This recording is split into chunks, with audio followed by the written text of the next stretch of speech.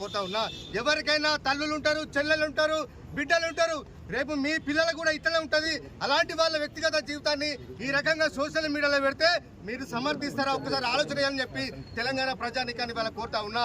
ఇవాళ ఒక section of Andhra media, Seemandhra media పని కట్టుకొని ఆనాడు ఉద్యమంలో అయితే ఏ విధంగా అయితే వ్యతిరేకంగా విష ప్రచారం చేసిరో ఇవాళ తెలంగాణ రాష్ట్రంలో కూడా బీఆర్ఎస్ పార్టీని బదనం చేయడానికి, కేసీఆర్ గారి కుటుంబాన్ని బదనం చేయడానికి వ్యక్తిగతంగా టార్గెట్ చేస్తూ ఈ రకంగా చేయడానికి మేము జీర్ణించుకోలేకనే ఇవాళ మహాటి యాజమాని ప్రశ్నిస్తామని పేరం, నిరసన తెలిపాలని పేరం.